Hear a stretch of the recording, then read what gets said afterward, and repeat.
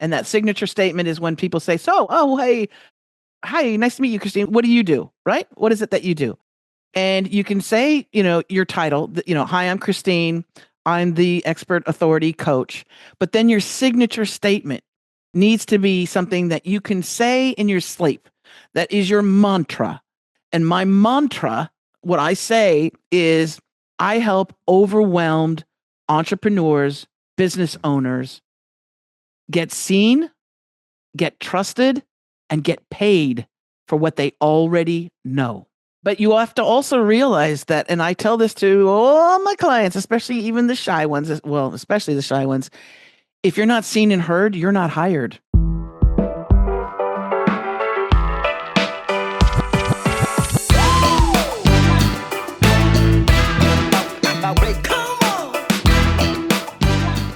Welcome to the show. Thank you so much for listening. I hope you're having a fantastic day, and we've got a cool episode for you today. Christine Blosdale's here, the expert authority coach, and you'll be able to look her up after the show. She's going to talk about her path, going from a teacher into marketing, into radio, now into consulting. What a reinvention many, many times, and how she got there. She's going to talk about trying things. Maybe you'll find out what you love, and using disasters and failure to grow. We got a great show. Thank you for listening. Welcome to the Edge of Excellence. Well, Christine, thank you for coming off of the beach. I'm sure you're on the beach at 10 a.m., walking around there in Australia near Sydney, kicking butt and taking names. Welcome to the Edge of Excellence. Thank you, Matthew. I've been looking forward to this and to your insane, wonderful energy. So thanks for having me. Well, thanks for coming on. I'm really excited to get deep into how do you become, first of all, a media personality? How do you become a content creator? Or maybe not anymore. Maybe you don't want to be a content creator for places like America Online, Microsoft, and definitely how to become a not once, not twice, not 3 times, but 5 times best-selling author. But before we get into it, I got to ask what I ask everybody. What's your definition of excellence? You know what? My definition of excellence is really stepping into your authority with confidence that you have something to give the world that nobody else can. And I think that's a great starting point, especially for your audience, because a lot of times I'll get people, they go, oh, but isn't this, being a coach, isn't that, saturated? Isn't the having your own podcast, isn't that saturated? If I hear that word again, saturated, I swear to God, it's, you know what? It's not. If you're unique, and you are, because you have your own life experiences, no matter what age you are, you have something very authentic and unique that you can bring the world. So I think that confidence is really important. So if you step into your own authority, you figure out what you might be good at, what you might be passionate about. You try a few things out. You start to figure it out. You're stepping into it, figuring out what your authority is. You'll get to the point where other people want to hear how you did that and how to do it. Yes. And a great starting point, people go, well, I don't have all this experience. I don't have all this life experience. Go get some. And, I had 20 years at a radio station. And you know how I started? As a volunteer. I interned. Yeah. And being an intern or being a volunteer, if it's a particular field that you're interested in, get in any way possible, because you never know once you're inside, then there's an opportunity. There's somebody can't, they're leaving the company. Hey kid, that's the kind of thing, but you don't know unless you get in there and try. And I was just talking to somebody, and tell me if you feel the same way. I didn't know what my passion was. I didn't know. Like, I really love working with 20-somethings and helping them figure out their life. I didn't know that was my passion until I had done it like 7 different ways over 25 years. And I noticed I'm doing it as a hobby to help my buddies' kids out. I'm going to help them get into college or figure out their career. And I went, oh, thank God I picked this as my career. It took me a long time. And what I think, I had other things that could have been my passion. I worked at Michael's. I worked in a car place. I worked as a waiter. I did all these different things. And I found out what I hated. And what I really hated was being bossed around by others. And so I became an entrepreneur, and I show other people how to be an entrepreneur. Would you agree that you don't even realize it's your passion? Find something that that you kind of feel good about going to, that could be something that's a passion or something's great about it, and then you'll find your authority? I think you nailed it on the head when you said, you know what you don't want. you have to try different things, and you'll know it sits in your soul. You're like, Yeah. I don't know if you know much about human design, but I'm so getting into it now, and I'm a projector, and I couldn't understand why I felt like I was wearing really tight shoes when I had a 9 to 5 job where I had to drive in traffic. It was like an hour and a half commute in traffic, get there. I had to stay in my office from that 9 o'clock till that Yeah. 5 o'clock. Yeah. I felt like I was in prison. Yeah. And I'm an entrepreneur, I'm a creator. Yeah. And so I do best on my own and not in an office where people are popping in and I feel like, oh, the gate, the prison doors are going to open at 5:01. Yeah. That's not my thing. That's not my jam. Yeah. So find out where you excel and where you do the best and focus on that. But a lot of times it happens because you're sitting there in an assembly line doing something and you're like, you know what? This is not my story. Yeah. And then you can change. Anytime you can change. Know what you don't want. What is your story? I didn't tell you I take a lot of notes. That's how I learn. Right. So I just want to flag real quick, expertauthoritycoach.com. We could go to expertauthoritycoach.com to find Christine. And there's also the Expert Authority Coach podcast, where evidently people do something to their face to make it not shine when they're on the recording, because I have yet to do that. We were talking about my lack of detail orientation, including in my shiny face, but I love whatever you guys do down there in Australia to make you not shine on the podcast. It's called the Zoom filter. Oh, I need the Zoom. It's a Zoom filter. I got to get Jill in here. Jill's got to come help me. I'm 61, I'll take any and all enhancements, I'm not AI. I am actually a human being, but there's this thing in Zoom. There's a filter. That's why whenever I have to do another, interview on Riverside, on any other platform, I'm like, oh, damn it, So yeah, no, I look my best on Zoom. Well, we like digression here, and I have to say, I have to wear these glasses because I can't see and I can't read without these glasses. And I think that God causes the eyes to fail of people over their 50s, because I never have to look at myself in the mirror without with my glasses on. And then you put your glasses on, you're like, no, I look so horrible. But you look pretty darn good. I'm going to work on my filters. Okay, I need to go back in time. So we're going to get into starting your brand and your company. We're going to get into like becoming the expert and being the expert. And I know you're so passionate about it. Getting people that are in transition, or getting people that want to do something different, or getting people that have some knowledge that maybe they don't know they have out there as the expert making money. We're going to get into all that, but we got to go back outside of Australia. What is it? 11 hours by flight back to wherever you grew up. Where did you grow up? What was life like? What were you doing in high school? Because I guarantee you didn't think you'd be doing this later. There was no such thing as a coach. Back then, if you said, I want to be a coach, it meant you wanted to coach softball or, football or something. So there were no coaches, right? I knew I wanted to be a teacher of some sort because I was lucky enough, thankfully, to have a wonderful teacher when I was really young. Okay. And when I went from elementary school into junior high, I was terrified, but I had this really great foundation in that, those few years in elementary school, and especially like grade 6. And I had somebody that understood how I learned. Mm-hmm. And this is the thing that, for entrepreneurs and people who want to start their own business, you really want to know how your target audience, clients, customers, whatever, you want to know how they learn best, how they absorb information. And I can't remember the person who said this, but I'll tell you, if you follow this rule, it will help you so much. And I wish I knew who to attribute the quote to, but if you're able to present your content, if it's written, if it's blogs, social media, your website, that if you do it at a 5th grade level, then you will pretty much everybody will be able to understand what it is that you do, how you help them, what the pain point is, and where you can come in and help them out. The other thing is to make sure that your potential client or customer or audience, that they're the hero. Yeah, it's not about you. There's your marketing background.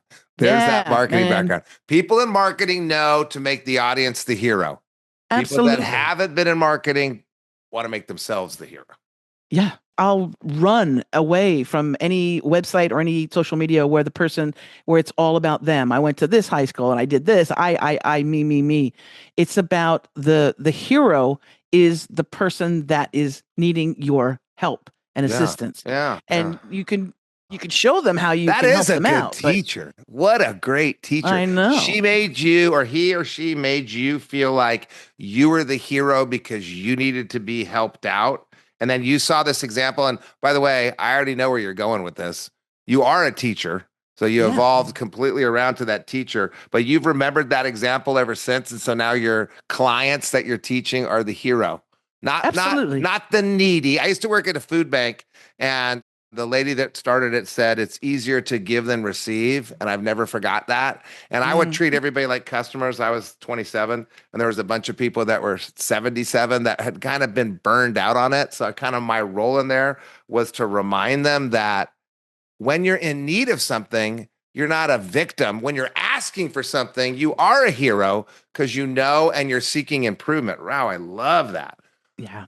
Yeah. And you know what? I think I went to college and did the whole thing thinking I was going to be a teacher Yeah. and got my teaching credential. And then I graduated and I realized how much they pay public school Yeah. teachers. And the first 2 years, what you got to do. And I was like, oh, no, no, no, that's not my story. So Yeah. I had that. And this Yeah. is where I Yeah. think a lot of your audience is. I had that time, that moment in time where I checked all the boxes that I thought I was supposed to do, Mhm. but I didn't find my true passion yet. So I tried things. And just like, you got to try things. I've worked at all kinds of different jobs. I became an aerobics instructor because it was back in the day. I'm like 61 now, right? So we're talking Jane Fonda, Jane right? Fonda days, leg Flash warmers. dance, all that Yeah. stuff. Yeah. And so even though I knew that I could create something, I still was sort of in that teaching mode. So I started doing the fitness thing and that was all cool, but it was Yeah. just a bunch of, wealthy Oh. women that were uncomfortable with their bodies. And so but I kept searching and I was really lucky. I got a great break with America Online. And now you're probably too young to remember this, but I America am not Online. too young. I'm 54 years old. I remember Okay, so AOL. you remember AOL. Yeah. And it used to be there was no TikTok, there was no YouTube, there was no Facebook, but there was America Online. And I answered an ad. It said, "Hey, are you interested in, writing for America Online? Submit your thing." I said, "Okay." And I just said, "Why not? What the hell? Why not? I use Yeah. it. I use AOL." Yeah. And so I applied for it. Everybody did until they sold for what was Everybody it, did. billions of dollars, and it went to zero instantly, right? Oh, and you know what? What made it really good is that they actually, in the early days, took people in their industry and people that were really talented writers because there was no video; it was Yeah. all written columns, and they took these people. So the sports section, they actually took sports writers, and then in the Uh, entertainment section, they took entertainment writers. uh, Then they did the Time Warner merger and everything was like an infomercial, right? There yeah. were no honest movie reviews because Yeah. if it was a Time Warner movie, you Uh, know, uh, hey, that's the wrong Battlefield Earth outcome. is great. They were focused on the wrong outcome with that business. But I was interrupting. Absolutely. Continue with your story. You're there. You're developing content. I'm creating content. I decided to write through a cartoon character and not myself because who cares what Christine Blosdale has to say? But this very vampy, campy cartoon character named Cool. Beatbox Betty. She Okay. was anatomically incorrect drawn. The creator of Eon Flux, I don't know if you remember back in Yeah. the Yeah. MTV days, but Yeah. Eon Flux, the animator for that, had read one of my columns in a small West Hollywood rag that I did. I don't even know how he found me and drew Beatbox Betty for me and said, "I want to give this to you. You need a character, you Yeah. know?" And I Yeah. was like, "Dude, this is amazing. Let me pay you for this." And he's, "No, no, no, I don't want you." I was like, "What? Are you kidding?" And that started that, writing through somebody else, so to Okay. speak. But I could be brutally honest and I could write for an audience that was 8 to 80. How did you found writing because you wanted to be a teacher, decided that Yeah. so that's your passion. We already know because that's what you do right now. You went Yep. out and tried something else, and it was Yep. just this random job that you could apply to. You got the job and you Yep. tried writing. You're still not back at teaching again, but you're No. trying just different things, which probably is honing in on your teaching skills. I bet you teach through another voice. And I bet some of those skills Yes. come And through. also, as a child, I had a mother who valued my opinion. I could be opinionated, she'd get dressed to go to work, and I would be standing there, and she'd say, "Well, how do I look?" She got her makeup on and her clothes, and I go, "Oh, you look." And my mother was drop dead gorgeous. She'd walk down the street, and guys would crash their car. She Yeah. was Sophia Loren, Elizabeth Taylor, and Cher, all wrapped up into a Yeah. Moroccan, Oh, Moroccan. French Oh, Moroccan. So she'd speak with an accent and everything. yeah, So yeah. I would stand there as a little 4-year-old, 5-year-old, and I'd go, "Well, this goes with this, but can you change to those other boots? I think those other boots would work." Mm, And she would change. She would change. So at a really young age, she taught me that my opinion, my mm, taste, my opinion mattered. mm. So growing up, I was the one who was like, if I go as a kid, go to a restaurant, we'd eat something, I'd call the waiter over and go, "You tell Yeah, the chef that yeah, this yeah, was fantastic. This yeah, is the best thing I've yeah, ever yeah. eaten." Right. And they took me seriously. They'd go back and the chef would Yeah, come out and go, "Oh, thank you, little Christine." yeah. So I had that confidence Mm, already that my opinion mattered, and I can look at things and immediately see the duck, see the thing sticking out that most people maybe don't. you can see And the boots especially, don't fit. yes, Yeah, those boots clash. yeah, So yeah. that could be somebody's website, that can be their social media, that could be the copy that they write for their bio, the headshot. Yeah. Can I tell you, young people listening to this, invest a couple bucks in a professional headshot. Yeah. That will open doors for you, Wow. because the selfies are great for your social media and things like that, and sharing with your friends. But if you want to be taken seriously as a professional, as an expert authority, that professional headshot will open doors for you. Wow. So far in my personal notes, I need to listen to my kids. I need to call my daughter and apologize for making her feel like I didn't care about her opinion. I That's need a right. new headshot and then a Yes. bunch of filters. So you go to AOL and that's where you became career number one, Yeah. which was content creation, Time Warner, America Online. There's somebody else too, wasn't there? Microsoft, MSN. Microsoft, MSN. So you kind of stumble across that, and you Yeah. did it for quite a few years, right? Yeah. And I got to go to all the premieres. I interviewed celebrities, directors, Uh, you name it, all of it. It was exciting. It was was it fun. entertainment reporting? It was entertainment. It was like Oh. I had a Hollywood entertainment column, and so I got to interview, Ah, all the biggies, all the amazing stars in the movies. They call them press junkets. They basically throw you yeah, into a yeah. hotel space, and these poor people have to answer these questions from the press, international press, and as well as local. And because I had the AOL microphone, Yeah, rap, yeah. man, they would make a beeline for me when we were doing the premieres and things like that. So I was in it, but then 9/11 happened. Okay. And Matthew, I don't know about you. I remember exactly where I was when it happened, but I did a huge analysis of my life, and I said, in the great scheme of things, who cares who Angelina Jolie is dating?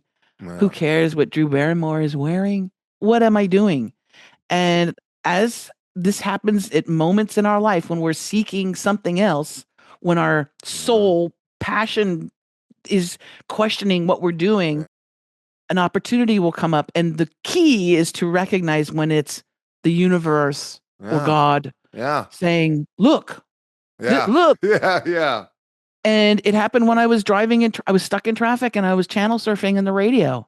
And a radio station came on and I was listening, and it was not that at that moment, it was a lot of fear, and the drums of war were already, you could feel it in your stomach. You're like, "Oh, what's Yeah. going to happen? Am I safe in Los Angeles? Are they going to, Yeah. Yeah.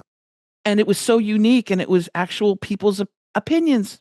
Uh, It wasn't corporate media. It was a community sponsored radio station in was it LA. KFI? KPFK. KPFI. KFI was a commercial AM radio station. This Okay. was FM, darling. FM Mm, mm, stereo. mm, mm, mm. And so I was so overwhelmed with emotion and gratefulness that I drove to the radio Wow. station, and I walked in and I Okay. said, "I just want to say thank you." So I came from a grateful place, not seeking a job, didn't think that was a possibility, but I just came in and I just said, "I want to say thank you.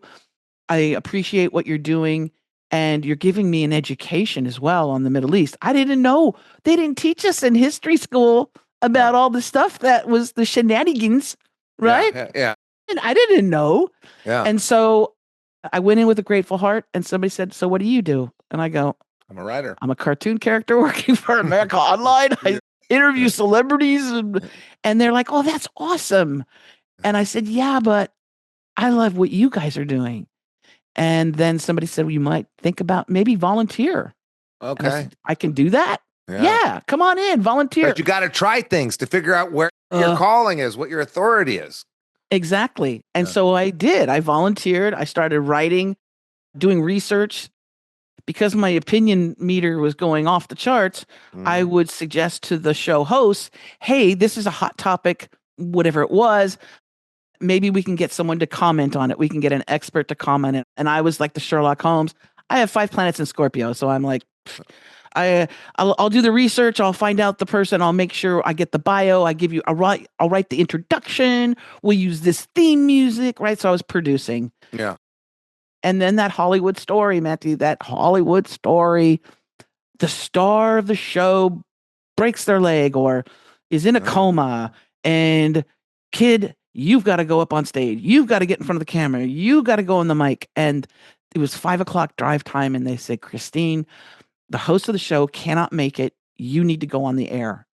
And I was like, "No, I'm behind the scenes, Christine." Imposter syndrome just jumped into my face and said, "What if you mess up?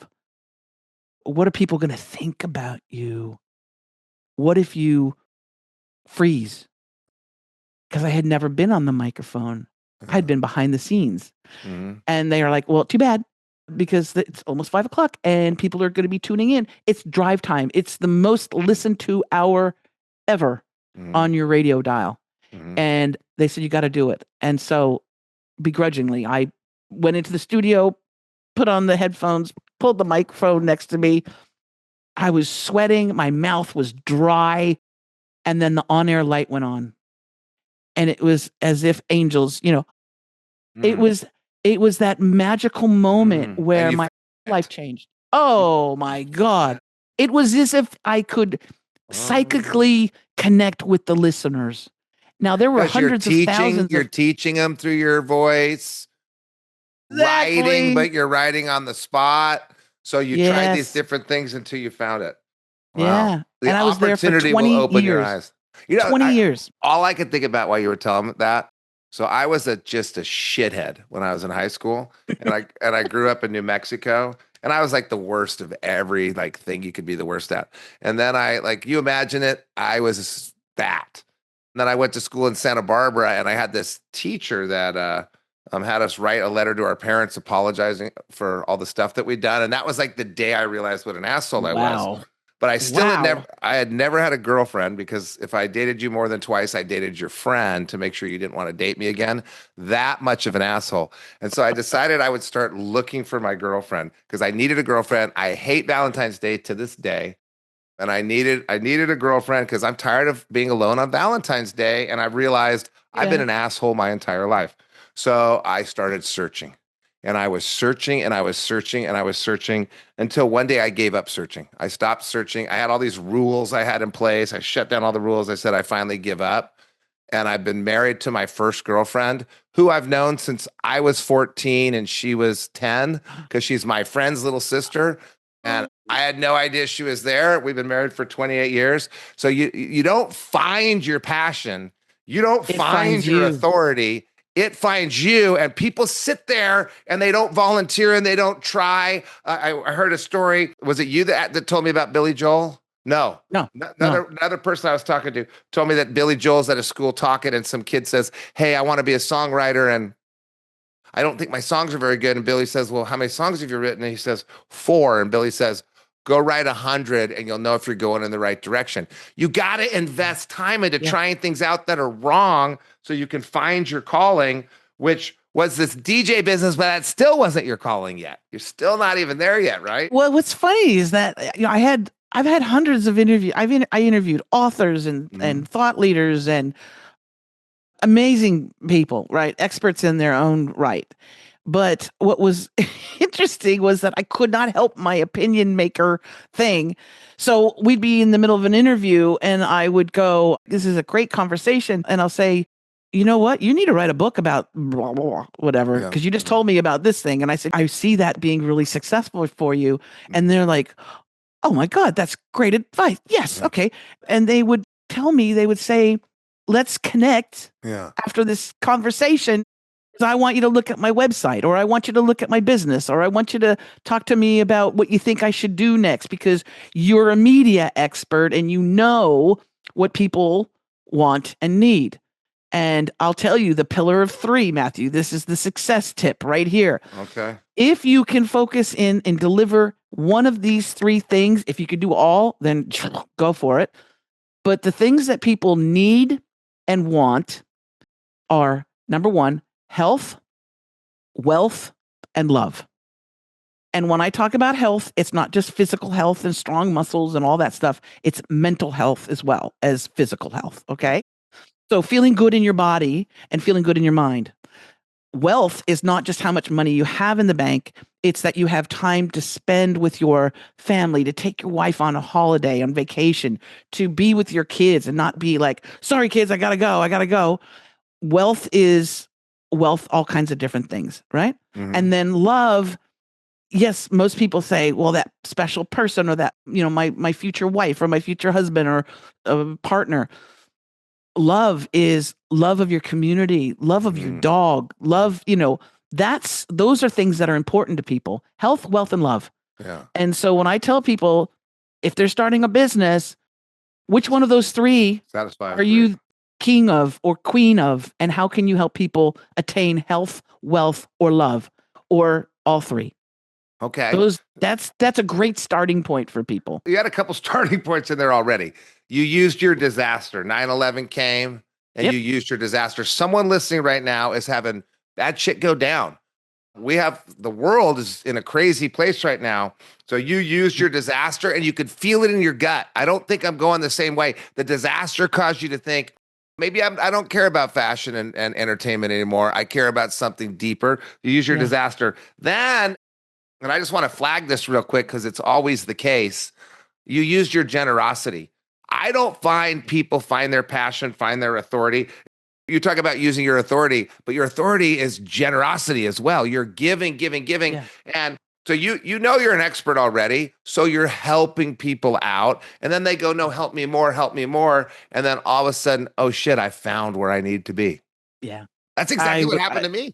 Because the teacher dream came into place. Mm-hmm. The opinion person, that opinion kid, 4-year-old, came into place. And then all those years working with America Online and being on radio, the communication. The thing is that we think that our messaging, our website, our social media, we think that we're communicating a particular way, and we're like, well, of course people should know what I'm feeling here. No. We live with blinders on in our business when we start something like that, and we think that people know. You got to really explain it clearly, concisely. Clarity is going to be your ace. When you're really clear on who you are, who you serve, and how you can make a difference, right? Don't worry about comparing yourself to others. Don't say, I'm different than all these other people because of this. You show it through your examples. You show it through your content. You show it through writing those books and creating those videos and creating that title. The expert authority coach, it took me a while to develop. Yeah. First, I was a business coach, then I was a media coach. And media coach, it's like, what is that? So I had to work on my branding so that people kind of get an idea and they're curious. Mm-hmm. Curiosity will bring people into your world, right? Yeah. Yeah. So your passion is to be a teacher. Your expertise is media and communication. And your unique opportunity, your special sauce is your ability to deliver an opinion in a way that people take action. Did I get it? Yeah. Wow. And make it simple for them. That's the other thing. Make it you got to make it simple. As I say that all the time. My trademark is I keep it simple, easy, and fun. Because that's the other thing. If I was a dry, rag, if I was like, oh yes, people would just check out. Yeah. My clients have to want to have fun with me.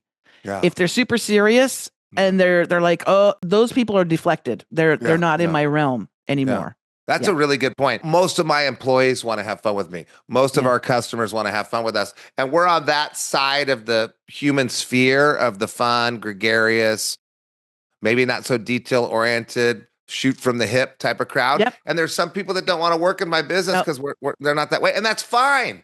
They can go work Yeah. at Goldman Sachs. They don't want me at Goldman Sachs. I know No. that. That's You're my people. yeah, You're my tribe. there's a place out there, but it's just so fascinating. And I want to shift gears and just get to exactly what you do at the expertauthoritycoach.com. And then there's the podcast, the Expert Authority Coach podcast. I want to get into that. But the story that for anybody listening right now, this is how it goes. Like I record a couple of these every couple of weeks, and it's always the same. No one ever just graduates from college and finds their perfect job. No. You have to look back. What was it when you were 6 years old that made you smile? Mom listened to me. Okay, you got it. What was it that made you frown? Someone else didn't listen to me, or someone else was upset by this, and you start to figure it out. Then you try these different things, and if you kind of brushed on this, you try things, and if you don't like any of them, like maybe I didn't like half my jobs or any of my jobs. I What didn't did a you lot of like my about them? jobs. I mean, I didn't like waiting tables. I didn't like the dirtiness of it, but I love talking to people. Michael's, it was boring for me of stocking the shelves and stuff like that. But when people asked me questions, I loved it. Picking up trash on the side of the freeway, which I did every single weekend in high school because I kept getting caught for driving like an asshole. I didn't like picking up trash on the freeway. I didn't like all my friends going by honking, but I liked the people I was with. And you can look at those 3 random jobs and go, what's the common thing I liked and didn't like? And that's kind of how you pieced yourself together till you got to the Expert Authority Coach. So tell us what you do. Tell it to us the way you told me before. These people that are having a change and they don't know how awesome they are, talk to us about it. Yeah. One thing that I encourage anyone who's creating a brand or starting off with the business, you want to have that signature statement. And that signature statement is when people say, so, oh, hey, hi, nice to meet you, Christine. What do you do? Right? What is it that you do? And you can say, your title, hi, I'm Christine. I'm the Expert Authority Coach. But then your signature statement needs to be something that you can say in your sleep. That is your mantra. And my mantra, what I say is, I help overwhelmed entrepreneurs, business owners get seen, get trusted, and get paid for what they already know. The hero. I just see it. Everything you say, they're the hero. Yeah. They're going to get seen. Love it. But you have to also realize that, and I tell this to all my clients, especially even the shy ones, well, especially the shy ones, if you're not seen and heard, you're not hired. Yeah. So stop hiding in your basement and thinking somebody's going to come up down the street, drive to your driveway, walk up the front door and knock on the door and say, oh my God, I heard you're the greatest thing. They're not. No. You have to get out there. Yeah. So those are the 2 really important things that I will say it in my sleep. It's so easy. It comes out of my mouth so effervescently easy. Yeah. So Right? and tell me if you've ever met anybody that, any of your clients that got to become one of your clients without knocking on a bunch of doors or making a bunch of phone calls or getting out there. Do you have any clients that just sat in their basement thinking, and not acting? Well, those are the people that, a lot of times that's who comes to me. Oh, Because they go, I don't understand. I built a website. And I post on social media and I'm not getting any clients. What's wrong with me? Okay. They are out there. They're just not out there enough. Yeah. They think that they're doing the right things. And then I'll take a look at it and I'll dissect it and I'll say, and I never come in with a, chainsaw and just say, you did this wrong. You're wrong. No, because that's not a good teacher either, is it? Yeah. Yeah. You point out the things that they're doing right. Hey, this is awesome. This is great. But then you say, this is, in my experience, this works better. This connects people to you better. I'll give you a quick example. I have a client that is a therapist, and she helps people who are depressed, who have anxiety, phobias, depression. All right. Okay. And where she lives in the States is a particular area where there's a landmark, and the landmark is this very old bridge it's over the river that is very famous in their town. And so she wanted to be known sort of as the local therapist for her community, which is awesome. And when you go to the website, the very first thing you see, and it's called above the fold. So that means before you start scrolling, right? So it's the big money shot. Yeah. You see it's dusk, it's getting dark, but you see this bridge. And it's a landmark. It's, been there for 100 years, however long. Yeah. And I had to tell her, I said, I'm going to tell you something. When I look at your website and I pull it up, I think about someone jumping off of a bridge. Oh, no. Because she's a therapist. Wow. She needs the honesty. There was a moment of absolute terror in her eyes, but she said, oh my God, I thought I was communicating the message of I'm your local, by putting a landmark on the website. I said, you know what would work a lot better than a bridge? Because depressed people are going to come and try and be vulnerable with you. I would say create a video, a short 30-second, 40-second video with your face and your eyes and your compassion, and say, welcome to my website. My name is blah, blah, blah, blah. I help you overcome anxiety, depression, phobias, and I do it in a caring, loving way. Whatever her message is, whatever's natural for her. I said that is much more.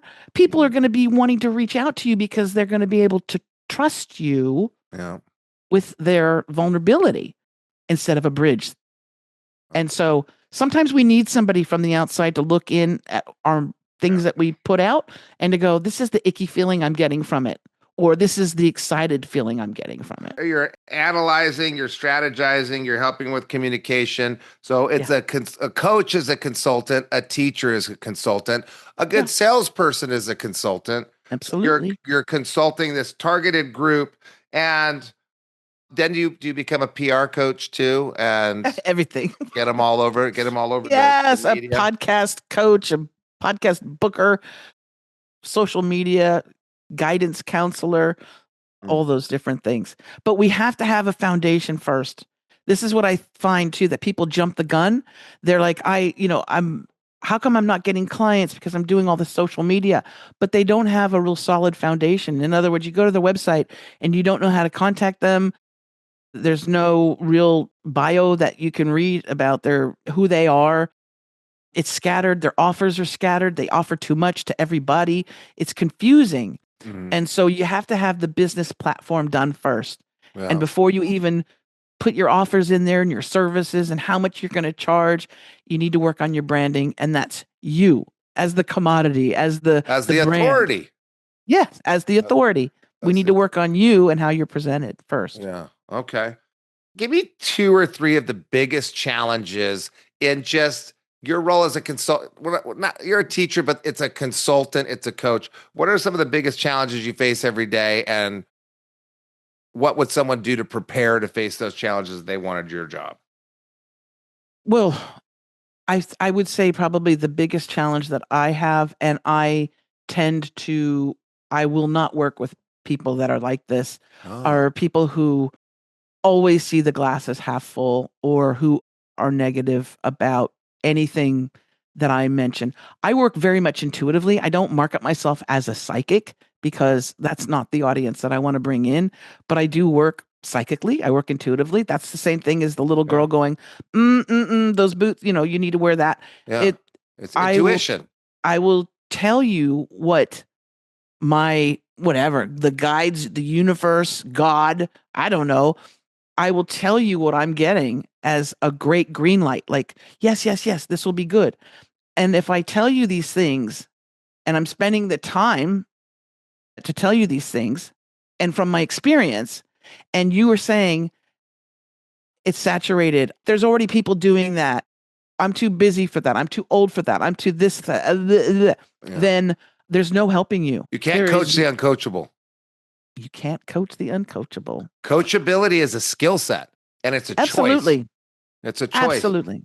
And you're coming for help already because you need help. Yeah, I was an executive coach before, and I had to stop doing it because I found so many clients were just They were where they were because they didn't try things out. They didn't experiment. They didn't figure out what their authority and their passion was. They didn't go down that path. Okay, I want to respect your time. I got to figure out which of my I know the one I want. You were chugging along in life and you were you grew up in California? Yeah. Born and raised. Born and raised what part? Los Angeles. Straight up Los Angeles City, West Hollywood? Los Angeles, lived in West Hollywood for a bit, but the last 15 years I moved to Ventura, which is not too far from Santa Barbara. So moved about an hour from. You know where Ventura is? Ventura is where we had to drive to go to In-N-Out. Back in the day when In-N-Out only existed in Southern California. So we would drive 45 minutes each way to go to In-N-Out in Ventura. So you're living in Southern California. You're living this wonderful sunny lifestyle. And at some point in time, you're headed on your path and I want to stay on this path, but some distraction comes up that's awesome. And you decide, I'm not going to get distracted. I'm going to keep going. What was the distraction and why are you so glad you didn't take it and you kept going? Well, actually, it was what's funny is that I was finding my own little world. I had my little, house at the beach. I was like, surfing every day, running on the beach. Everything's cool. But I had an experience where it was a long distance, a narcissist who messed my mind up so badly and broke my heart. And I had sworn off people. I said, you know what? It's just going to be me and my toy poodle. I don't trust people anymore when it comes to the issues of the heart and love and all of that. And I said, I am just going to be that person, that single old, I'm going to die old with my dog. And I'm fine with that. And then as fate has it, some woman was sending little texts and commenting on all of my posts. And I was like, oh, that's interesting. Okay. And it was my future wife who found me on Instagram randomly and started stalking me a bit. And from Australia? From Australia. That's how you got your citizenship. Okay. From Australia. But realize I had complete doubt and fear around. I had just been shattered from a sick narcissist. So I didn't trust people. So that's why I was completely clueless when she started flirting with me. I was like, oh, thank you. She likes my post.